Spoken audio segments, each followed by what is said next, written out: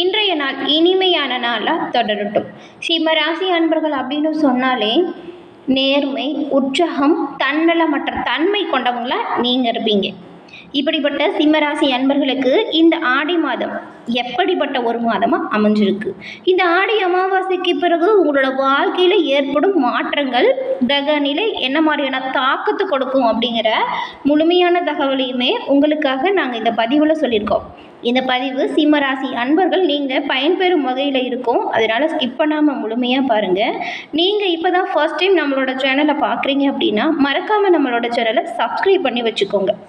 சிம்ம ராசி சூரிய பகவானை ராசி அதிபதியாக கொண்டவங்க. இந்த ராசியில் மகம், பூரம், உத்திரம் அப்படின்னு 3 நட்சத்திரமும் அடங்கியிருக்கு. இந்த 3 நட்சத்திரங்காரங்களுமே உங்களோட வாழ்க்கையில் மேன்மையை பெறணும், எல்லா விதத்துலேயுமே முன்னேற்றம் வரணும் அப்படின்னு நினச்சிங்கன்னா நவகிரகத்தில் இருக்கக்கூடிய சூரிய பகவானையும் திங்கட்கிழமை அன்று சிவபெருமானையும் தொடர்ந்து வழிபட்டால் நன்மைகளை பெற முடியும்.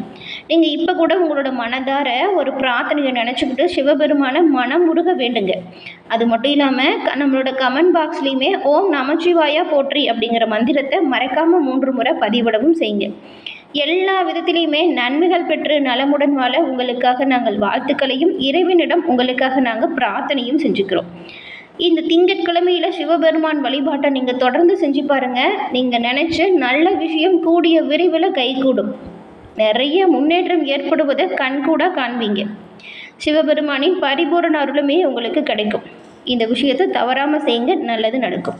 எல்லோருக்குமே எல்லா விதத்துலேயுமே முன்னேற்றத்தை கொண்டு வந்து கொடுக்கக்கூடிய சிம்மராசி அன்பர்களுக்கு உங்களுடைய ஜாதக ரீதியாக இருக்கக்கூடிய பிரச்சனைகளுக்கு எளிய முறையில் தீர்வு பெறணும்னு நினச்சிங்கன்னா டிஸ்கிரிப்ஷனில் ஜோதிடர் நம்பர் இருக்குது, அந்த நம்பரை பயன்படுத்திக்கோங்க. நிறைய பேர் இவங்ககிட்ட ஃபோன் மூலியமாகவே அவங்களோட ஜாதகத்தை கணிச்சு இப்போ அவங்களோட வாழ்க்கையில் நல்ல ஒரு முன்னேற்றம் கண்டதாக சொன்னாங்க. அதனால தான் நீங்கள் பயன்பெறும் வகையில் இருக்கும் அப்படின்னு கொடுத்துருக்கோம். சிம்மராசி அப்படின்னு சொன்னாலே இயற்கையிலேயே நீங்கள் தலைமை பண்பு கொண்டவங்களாக இருப்பீங்க. அதாவது எந்த ஒரு விஷயத்தையுமே சிறப்பாக செஞ்சு முடிப்பீங்க. ஒரு கூட்டத்தையோ ஒரு குழுவையோ வழி நடத்தணும் அப்படின்னா உங்களோட செயல்கள் எல்லாமே சிறப்பாக இருக்கும். சிம்மராசி அப்படின்னு சொன்னாலே நீங்கள் நார்மலாகவே பாருங்கள், ரொம்பவும் தைரியசாலிகளாக இருப்பீங்க. எந்த ஒரு விஷயத்தையுமே துணிச்சலாக செய்வீங்க. மற்றவங்க செய்ய முடியல அப்படின்னு விட்டுட்டு போன வேலையை கூட சிறப்பாக செஞ்சு காட்டக்கூடியவங்களா சிம்மராசி இருக்கக்கூடிய நீங்கள் இருப்பீங்க. பார்க்குறதுக்கு ரொம்பவுமே எளிமையானவங்களாக இருந்தால் கூட உங்களோட தோற்றம் கம்பீரமாக இருக்கும். உங்களோட பேச்சில் ஒரு கம்பீரம் இருக்கும். சிம்மம் கர்ஜிப்பது போல தான் நீங்கள் சொன்னால் யாருமே தட்ட மாட்டாங்க.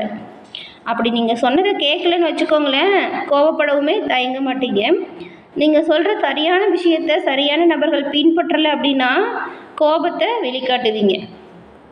எந்த ஒரு விஷயத்தையுமே தன்னம்பிக்கையாகவும் எந்த ஒரு விஷயத்தையுமே திறமையாகவும் செஞ்சு முடிக்கக்கூடியவங்க தான் நீங்கள். பெருந்தன்மையாகவும் நடந்துக்குவீங்க. அது எப்படின்னா மற்றவங்களுக்கு உதவுறதுல அதிகமாக ஆர்வம் காட்டுவீங்க.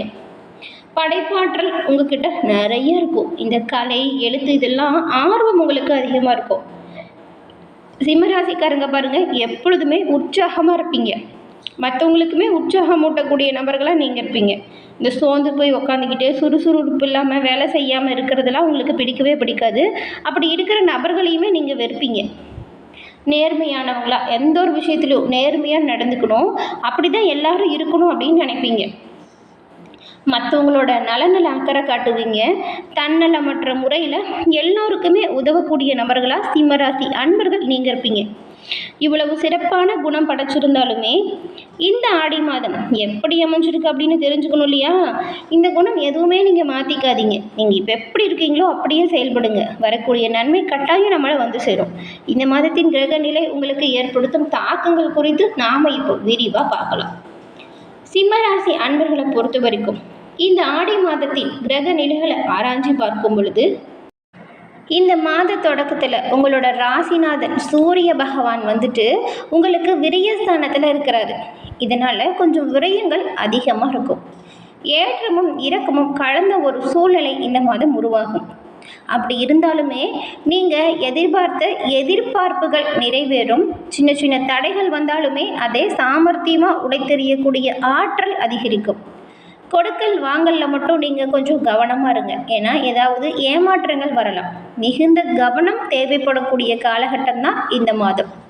10ஆம் தேதிக்கு பிறகு மிதுன ராசிக்கு சுக்கிர பகவான் செல்லும் பொழுது இந்த சிம்ம ராசிக்கு 3, 10 இடங்களுக்கு அதிபதியானவர் தான் சுக்கிரன். இவர் தொழில் ஸ்தானாதிபதி சுக்கிரன் லாபஸ்தானத்துக்கு வராரு. அப்படி வரும் பொழுது தொழில் நல்ல ஒரு முன்னேற்றத்தை கொடுக்கும். 10ஆம் தேதி பிறகு நல்ல ஒரு முன்னேற்றம் வரும். அந்த சமயம் புதிய ஒப்பந்தங்கள் நிறைய வரும். எதை செய்கிறது எதை விடுறது அப்படிங்கிற குழப்பம் வரும். இப்போ நீங்கள் செஞ்சிட்ருக்கிற வேலையை கூட புதுசாக அதோட பிரான்ச்சஸ் ஓப்பன் பண்ணக்கூடிய சூழ்நிலை ஒரு சிலருக்கு ஏற்படும். எந்த ஒரு விஷயத்தையுமே சிம்மராசி அன்பர்கள் திட்டமிட்டு செஞ்சீங்கன்னா வெற்றி பெறுவீங்க.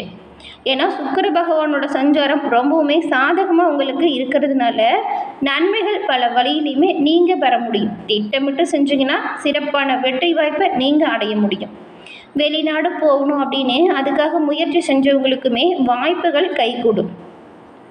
உத்தியோகத்தில் இருக்கக்கூடியவங்களுக்கு நீங்கள் விருப்ப ஓய்வு பெற்று வெளியே சுய தொழில் தொடங்கணும் அப்படின்னு நினச்சவங்களுக்கு அதற்கான வாய்ப்பு கைகூடும். வருமானம் சிறப்பாக நடக்கும்.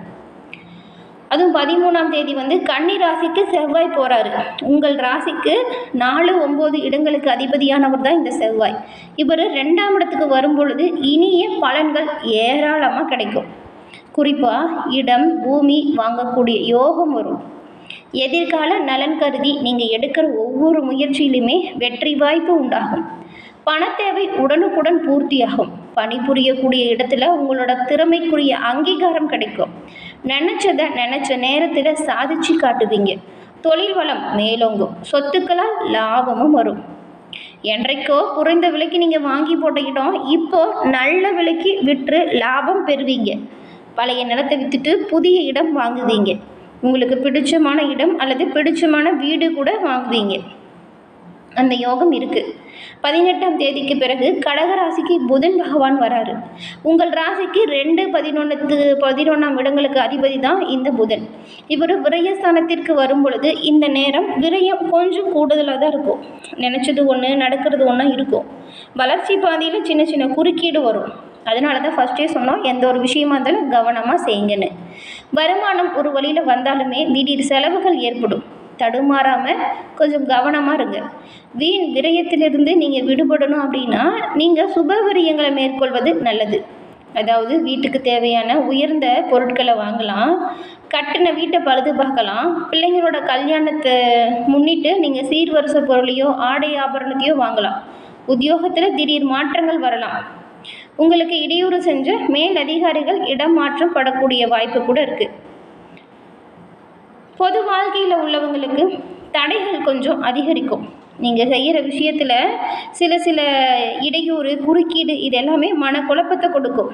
மனக்குழப்பத்துக்கு இடம் தராமல் நீங்கள் திறமையாக எப்பயும் போல் நல்லா செயல்கள் ஆற்றும் பொழுது கவனமாக இருப்பீங்க இல்லையா, அப்படியே செயல்படுங்க. உங்களுடைய தொழிலும் சரி, உங்களோட வியாபாரமும் சரி, இந்த சமயத்தில் உங்களோட கூட இருக்கிறவங்களும் பங்குதாரர்களும் ஏதாவது சின்ன சின்ன தொந்தரவு கொடுப்பாங்க. அவங்கக்கிட்ட கொஞ்சம் அனுசரித்து விட்டு கொடுத்து போங்க. இல்லைன்னா பிரிவு வரக்கூடிய சூழ்நிலை கூட வரலாம். வரவு செலவில் கவனமாக இருங்க. யாரை நம்பியும் ஜாமீன் கையெழுத்து இந்த மாதம் போடாதீங்க. யாருக்காகவும் நீங்கள் வாக்குறுதி இந்த மாதம் கொடுக்கவே கொடுக்காதீங்க. கலைஞர்களுக்கு அதிக ஒப்பந்தம் கிடைக்கும். இதுக்கு முன்னாடி இருந்ததை விடவே உங்களுக்கு வருமானம் சீராக இந்த மாதம் அமையும். ஒப்பந்தம் எல்லாம் வருது அப்படின்னு சொல்லி நீங்கள் போட்டு மனசை குழப்பிக்க வேணாம். எது சரி வரும் எது தப்பாக இருக்குது அப்படிங்கிறத புரிஞ்சுக்கிட்டு செயல்படுத்துங்க. மாணவ மாணவிகளை பொறுத்த வரைக்கும் நீங்கள் எடுக்கக்கூடிய ஒவ்வொரு முயற்சியிலுமே சின்ன சின்ன குறுக்கீடு வரும். உங்களுடைய ஆசிரியர் மற்றும் உங்களுடைய பெற்றோர்கள் உறுதுணையோடு வரக்கூடிய முயற்சிகளை நீங்கள் தொடர்ந்து செய்யுங்க. நன்மைகளை பெறுவீங்க. பெண்களை பொறுத்த வரைக்கும் இந்த மாதம் சுப செலவுகள் கொஞ்சம் அதிகரித்து இருக்கும். எதிர்காலத்தை பற்றின பயமும் வரும். வரவு செலவில் கவனமாக இருங்க. எந்த விஷயத்தில் செலவு செய்கிறோம் அப்படிங்கிறதுல நீங்கள் கொஞ்சம் கண்ணோட்டம் வைக்கணும். தேவையில்லாத பொருட்களை வாங்கி குவிக்கிறதுனால உங்களுக்கு பணம் விரயம்தான் ஆகும். எது தேவைப்படுது அப்படிங்கிறத புரிஞ்சுட்டு செலவு செய்யுங்க. கோவப்படாதீங்க. நிதானமாக செயல்படுங்க. கூட இருக்கிறவங்களை அனுசரித்து போங்க. இது நல்லதாக இருக்கும். சிம்மராசி அன்பர்களுக்கு சூரிய பகவானின் பரிபூரண அருளும் கிடைக்கப்பெற்று நலமுடன் வாழ நாங்கள் வாழ்த்துக்களையும் சொல்லிக்கிறோம். என்ன சிம்மராசி அன்பர்களே, இந்த பதிவு நீங்கள் பயன்பெறும் வகையில் அமைஞ்சிருக்கும்னு நினைக்கிறோம். பதிவு பிடிச்சிருந்தால் லைக் பண்ணுங்கள். உங்களோட நண்பர்கள் சிம்மராசியாக இருந்தால் அவங்களுக்கும் இந்த பதிவை ஷேர் பண்ணுங்கள். நீங்கள் இப்போ தான் ஃபர்ஸ்ட் டைம் நம்மளோட சேனலை பார்க்குறீங்க அப்படின்னா மறக்காமல் நம்மளோட சேனலை சப்ஸ்கிரைப் பண்ணி வச்சு கூட வர பெல் ஐக்கானை கிளிக் பண்ணி வச்சுக்கோங்க. அப்போ தான் நாங்கள் போடுற பதிவுகள் உடனுக்குடன் உங்களை வந்தடையும் அப்படிங்கிறத தெரிவிச்சுக்கிறோம். தொடர்ந்து பார்த்தமைக்கு நன்றி நேயர்களே. நன்றி, வணக்கம்.